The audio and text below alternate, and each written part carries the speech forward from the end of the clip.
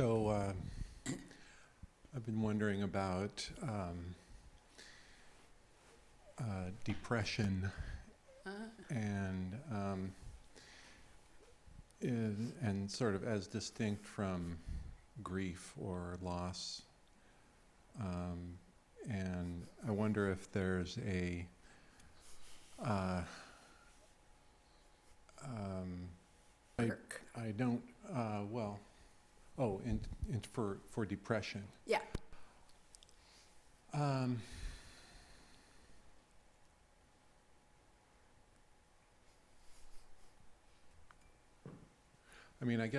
It's just mindfulness, basically.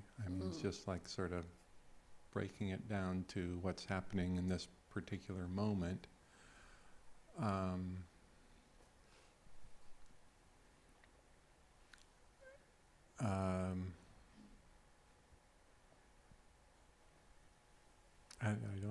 don't really know. I'd have to think about that. Yeah, I don't, I got really depressed one year, quite a long time ago. Kind of shocked me. I don't tend towards that, I tend towards a lot of excitement. So I'll talk first just about that personal journey, because it might be helpful. Then I'll say the little bit I know about a Buddhist take on it. I left my lawyering practice because it was too stressful, and I didn't know. I just kind of like stepped off a cliff. I didn't have a plan. Like, okay, I'm leaving that, but what am I going to do? And it was like I just didn't understand how much I was identified with being a lawyer. And when I stepped away from that, it was that no identity place. And I realized I had kept myself so busy and up against everything, in part to not feel any of that. And it was kind of like I got hijacked by a sort of tsunami of this depression. And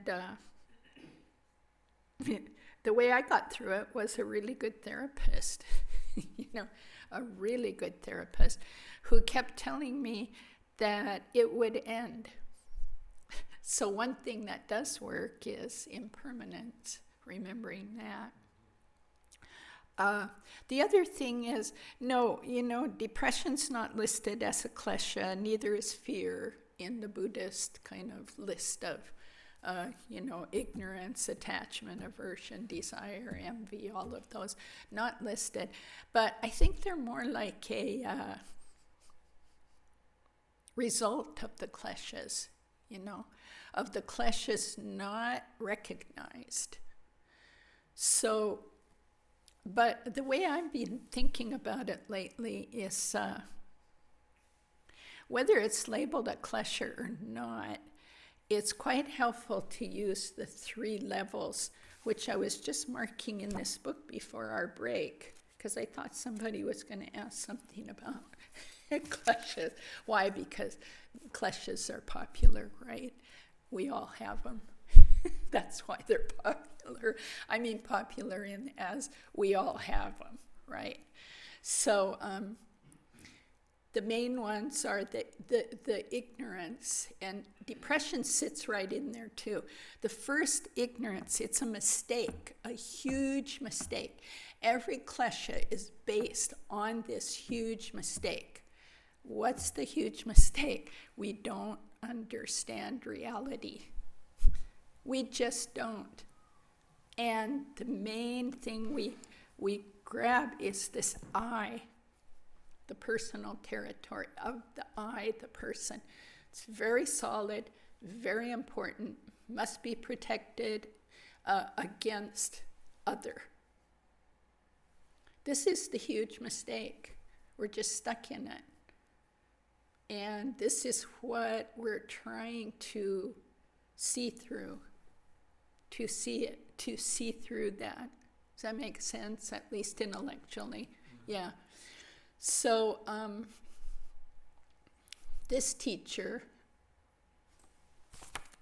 Jamgon Kongtrul, wrote this text, and then Trungpa Rinpoche did a commentary on it, which I was referring to earlier, but Jamgon Kongtrul is referring to a teacher, Gyalwa Yangten, who says, you can take your klesha and work in 3 ways. You can work at the first level, which says, from now until enlightenment, I will do away with these ordinary thoughts. Ordinary thoughts of desire, aversion, which I think depression's really hooked up with aversion, but also desire, because you want something. We want something that we can't have. We want to be different. We want this depression to go away. But so it may have both the aversion and the attachment part. I'm attached to what I can't get, and I'm angry at what I've got here. Angry or just flattened out. So this first step, and this will work with anything. It will work with anger, desire, envy, jealousy, any of them. So it must, I think, would work with depression.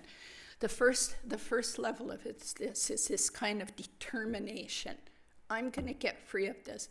This is harmful. You say very strongly to yourself, this depression's harmful to myself and others. I am going to become free of it. I'm going to do away with thoughts that feed it. So let's just go with these, and then we'll come back to, does it fit depression? So in this way, Gyalwan Yangon is saying, you establish a strong attitude of rejection. Okay?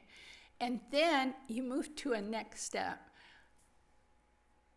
which is essentially a Tonglen-like step. May all the depression in the whole world, this is the last thing you want to do with depression, right?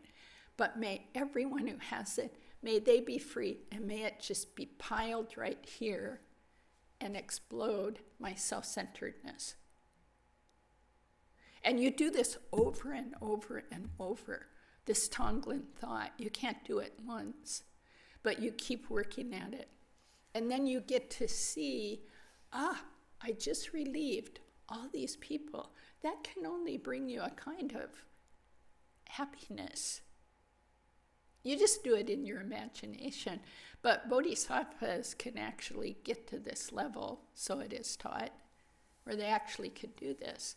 And if you think about the effect our teachers have had on us, they've had that effect on me.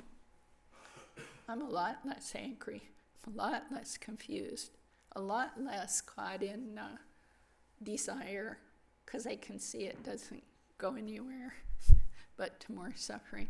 So you move to that as the second thing. So this strong kind of rejection of these thoughts. Then you start moving toward, may I take this all on? May I gather it into my own klesha, and may they all be free of that. Okay?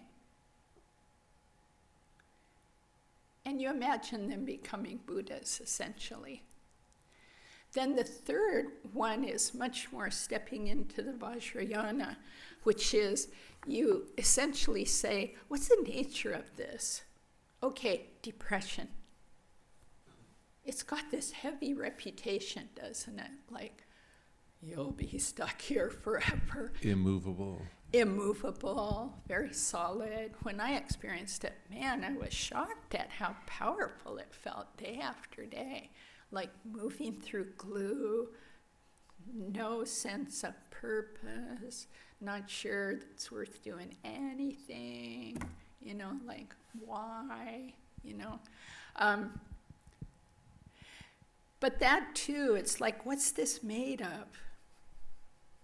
And then really, what you said, your mindfulness, you bring that straight to whatever the state of mind is, and the state of body. make sure to check the body. This is really important, as Bill was teaching this morning. The mindfulness of body. What does it feel like? For me, it was like heavy, like I don't care if I do anything, you know. So feel that. Just, you really go in, not analyzing it, but heavy. Wow. Sinking, you know.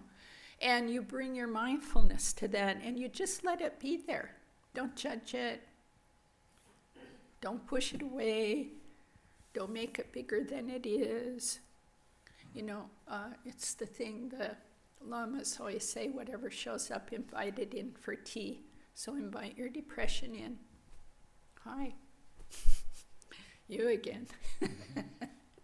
And just be with it, investigating. And then what these are designed to do is to see the nature of any klesha, any depression, any fear is made up of what? Thoughts.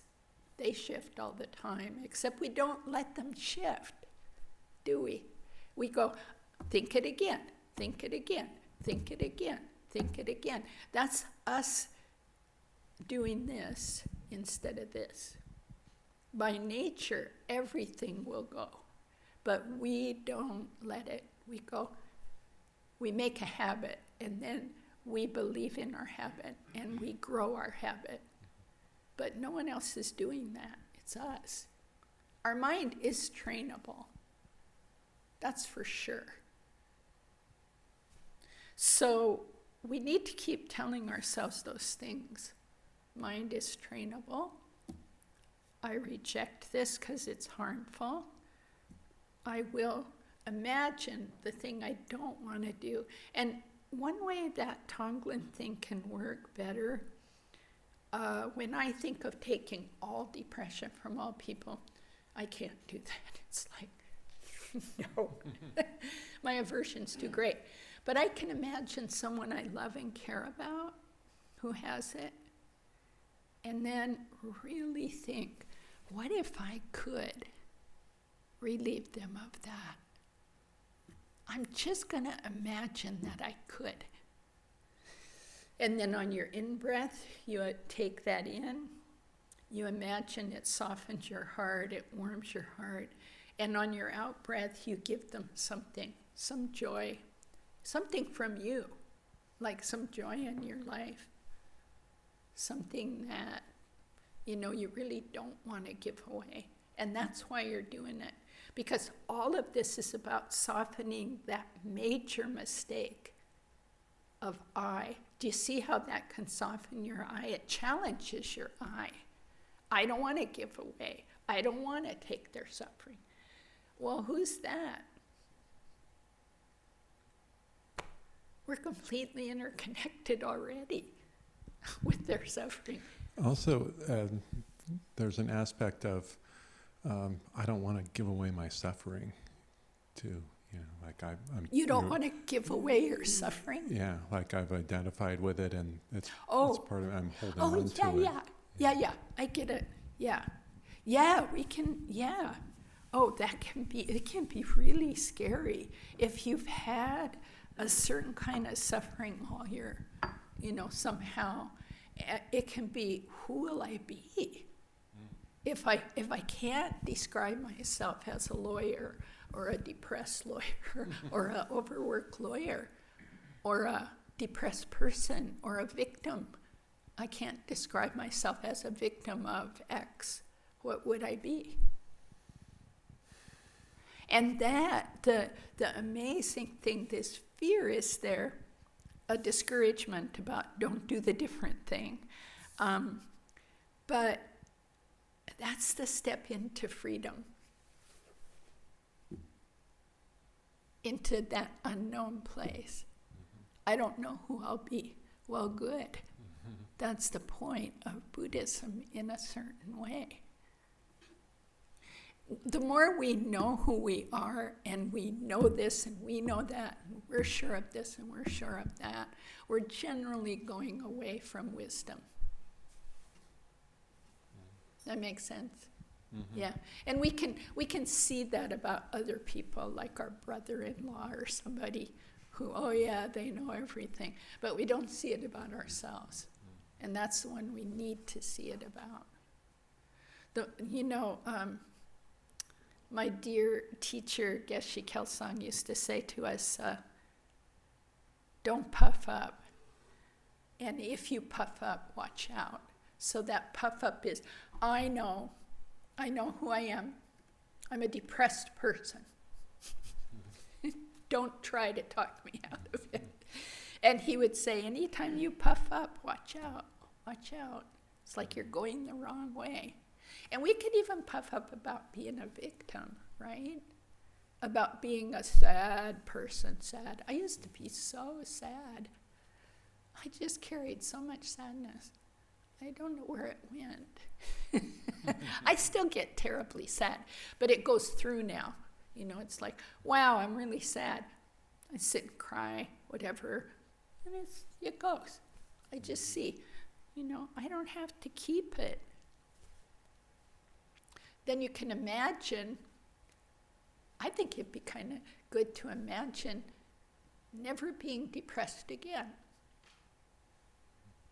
What would that be like?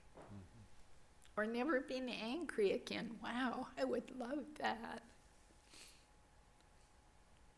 I get angry every day at least. I don't know, probably too many times to count. But again, it more goes through now. It doesn't become, something that's me. So it's a whole lot about accepting what is, recognize it, accept it, let it go. And over and over and over.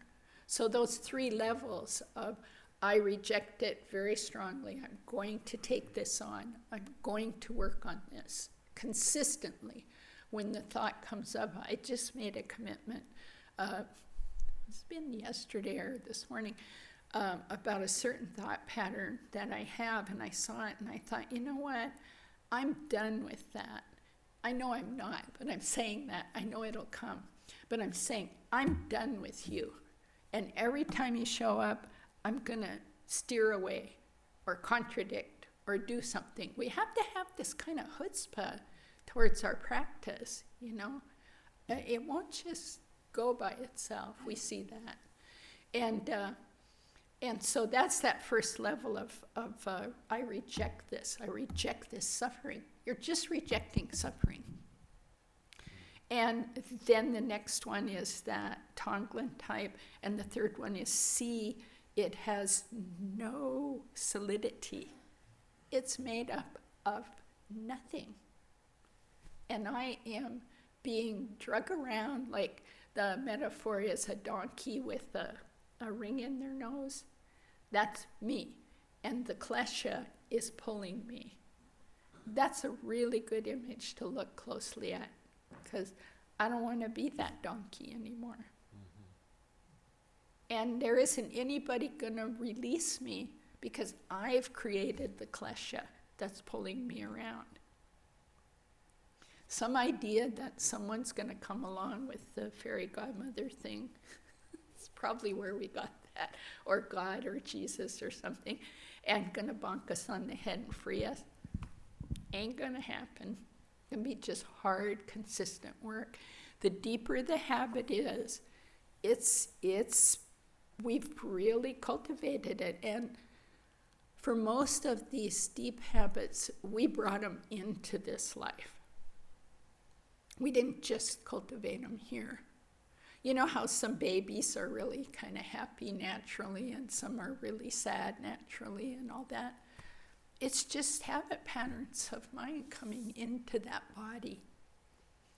And yet the Buddha said there's nothing easier to tame than the mind, and there's nothing worse than an untamed mind. I think he said more dangerous than an untamed mind. Because untamed minds are what end up in wars. It's what creates it. It's just untamed minds, nothing else. Isn't that interesting? What creates a war is an untamed mind. What creates depression, suicide, just an untamed mind, nothing else. It's kind of amazing. So then we have to really encourage ourselves that we can do this.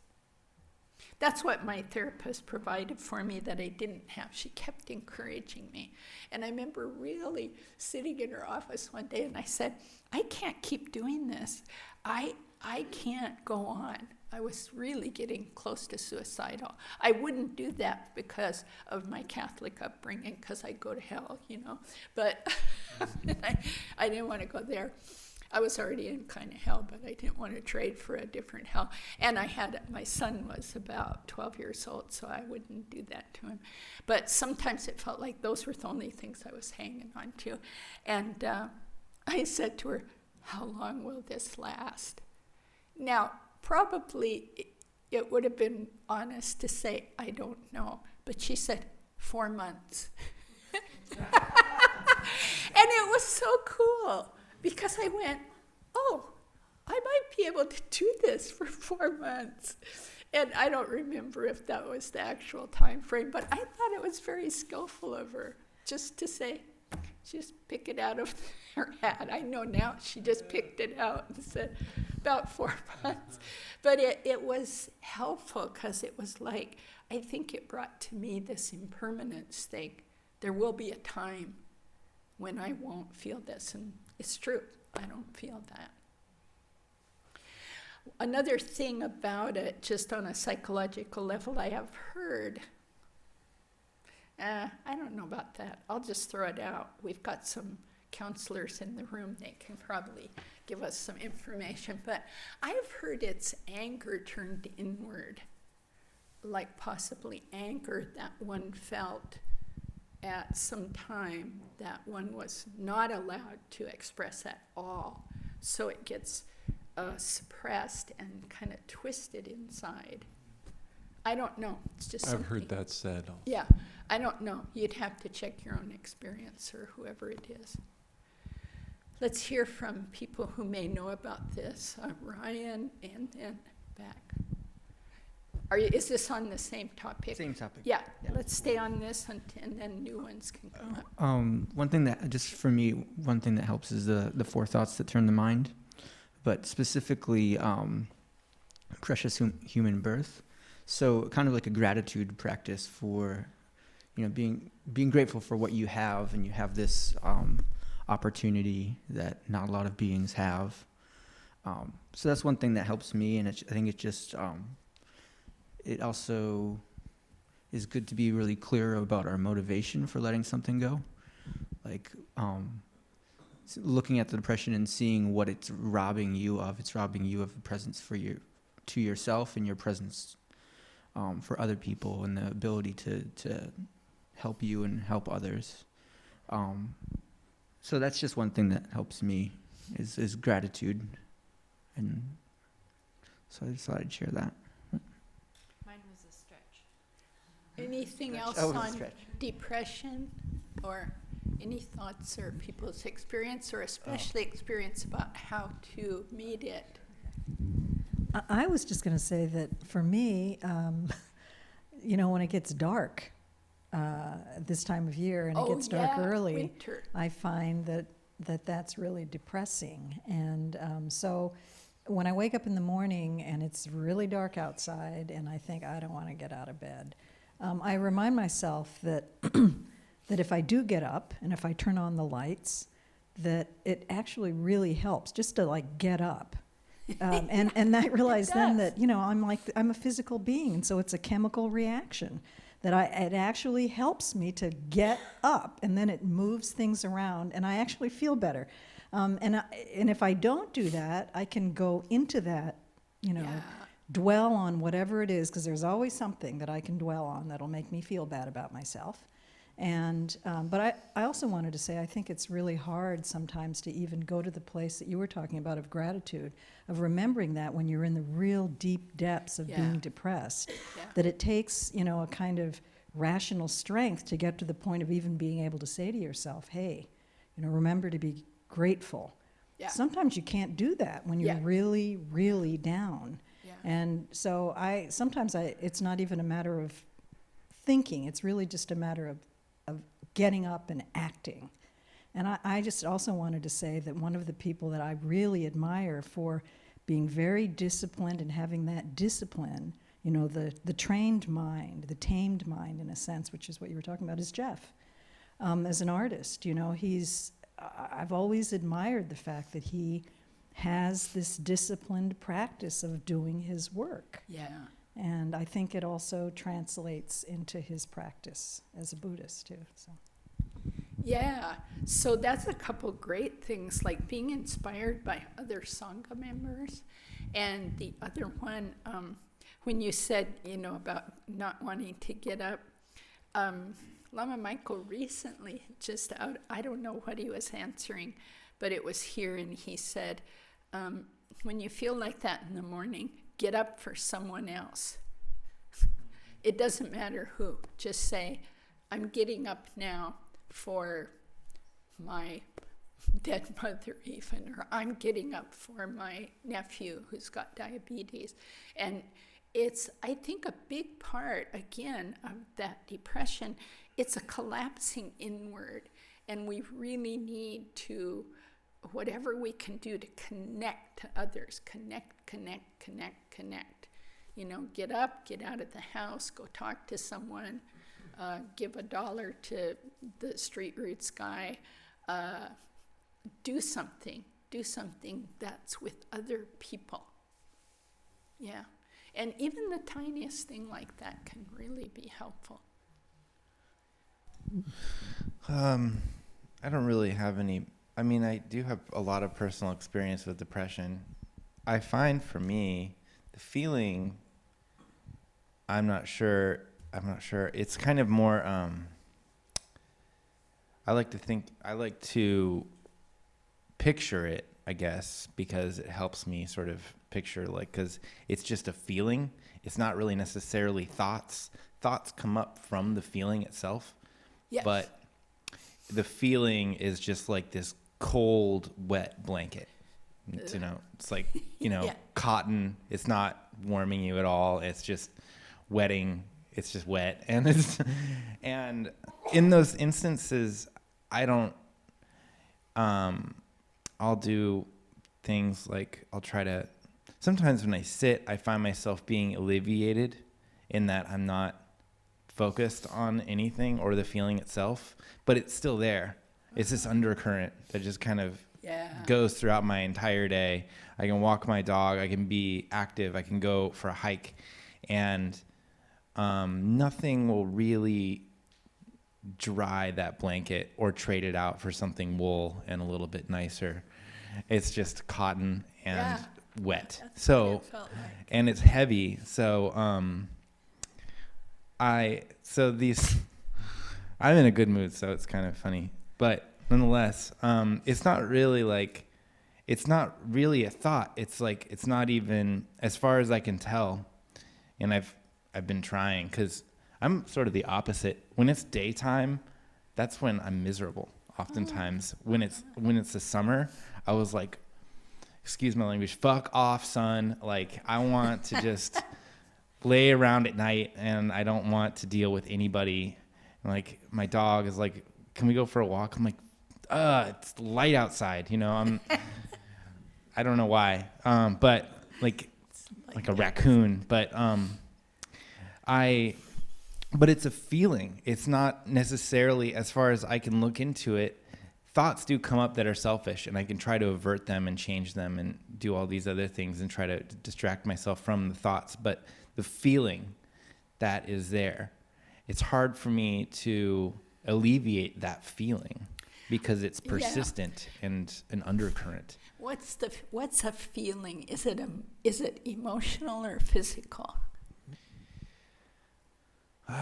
Well, I think in this case, it's sort of, it definitely affects both emotions as well as like, but it's definitely like a, like it's a brain feeling. It makes me feel some heavy. It people makes me can feel like, call it like a mood. You know, mood sounds like it's more comprehensive. But I think what's really important is to peel those apart and ask yourself a lot of questions about it. What does it feel like in my body? I'm not saying answer those right now, but when it's happening, which part of my body is depressed? This would be a really good thing to look at. Ask some very precise questions. Which part of my body is depressed? My arm? Is it my hair? Is it my heart, like the organ of the heart? Is it my stomach? I mean, really, because these challenge this set of thoughts that are like, it's something real. It's not real, only on a relative level. I know I felt it. When it's up, it feels really real, but our job is to basically deconstruct these things. That's what one thing Buddhism does, is deconstruct it rather than construct it. And so asking, feeling everywhere in the body it is, watching what the thought patterns are, because certain thought patterns do come with it. They might be running like the little ticker tape across the bottom of the TV. They're not the main show, but they're running. I'm depressed. I don't like this. No. We have to see those things. And when we see them and bring them into consciousness, they have less power. Okay, thank you. Anything else on that? It's tough. Pat and then Jeff. And then we'll come I back just over had here. one more little thing to add. The Linda's comment reminded me of I was listening to a really accomplished yoga teacher speaking one time, and he said his teacher often said, the hardest thing is getting up in the morning. Yeah, after that, it's all Just pretty getting out of good. bed in the morning. Yeah. And I want to say a couple things about that. My teacher at the monastery always taught us, the minute you come to consciousness out of your dreams or whatever, immediately take refuge. Say it inside. Picture the Buddha. Say, I'm relying on you, Buddha. That starts changing everything right away. I do that now almost automatically because I just cultivate it.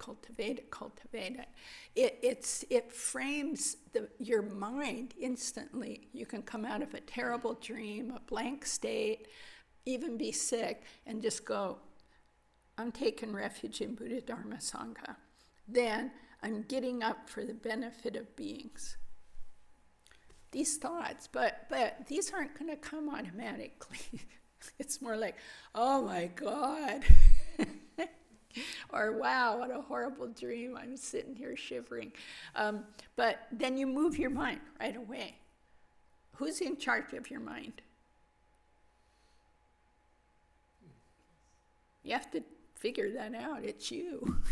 And ain't nobody else. It's nobody else. It's not the media. It's not your parents. It's not anything else. It's you. So we have to go at it like that. Or be drug around.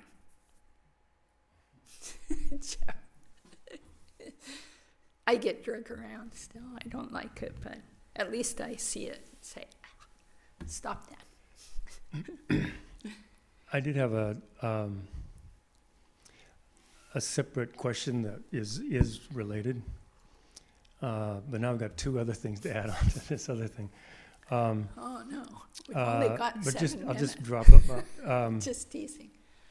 The first Dharma book I ever read was Zen Flesh, Zen Bones, and there's a story in there of a Zen teacher saying, when you get up, when you wake up, get up. Do not wait. Just shift. I thought I think of that every morning, and I don't do it. And you don't do I it? don't do it. But I do get up pretty, I mean, I don't wait long, I just get up. But also, I spent a lot of years actually in the habit of melancholy. Lot of years, like all through my childhood and my early adulthood.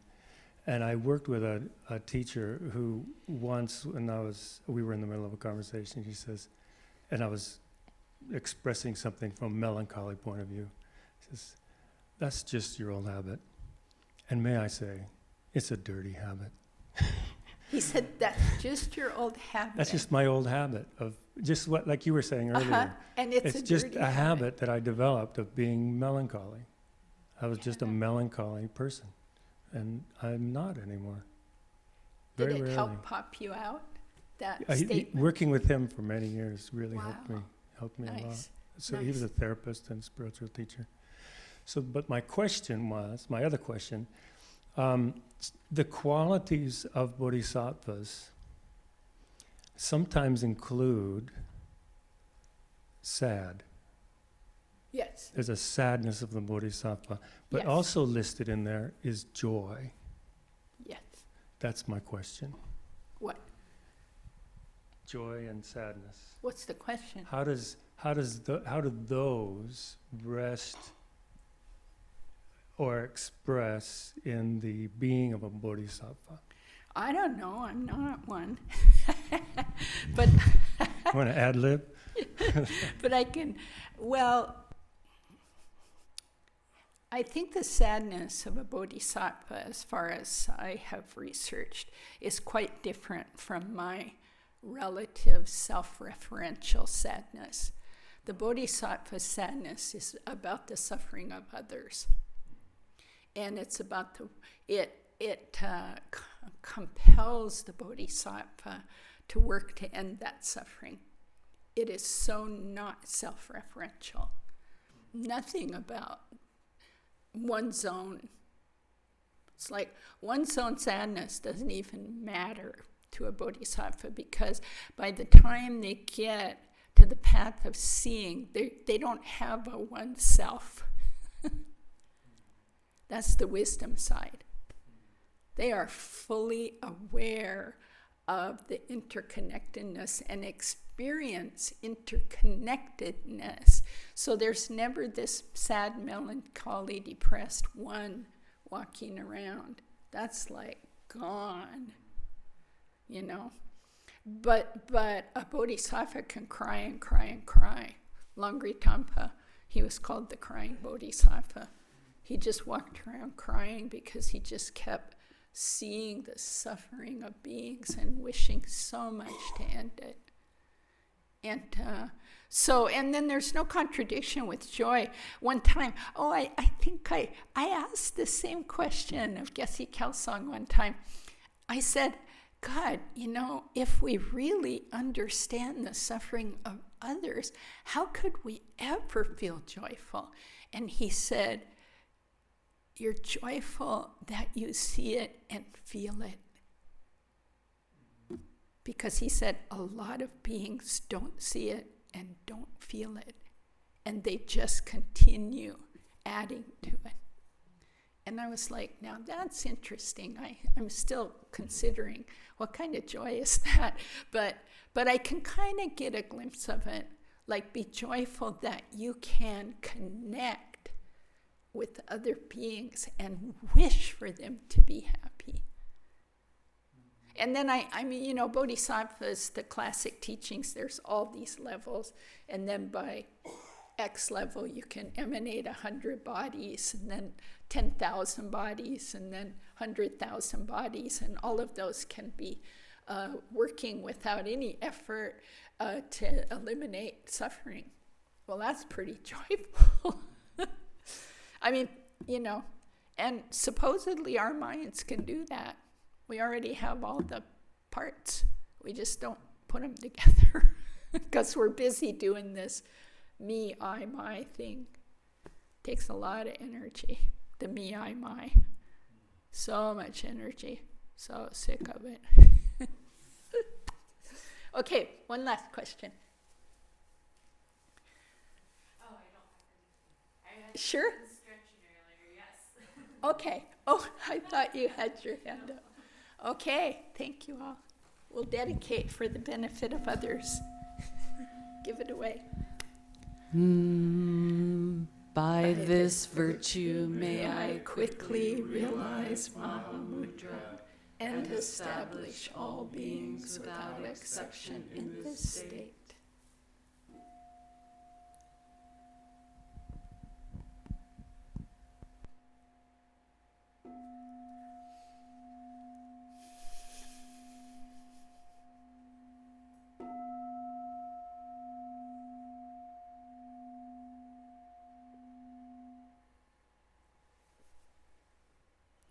Thank you so much for being here, and we'll see you at one of these things or next Sunday. Bye-bye. Have a good week. Full of freedom. Freedom.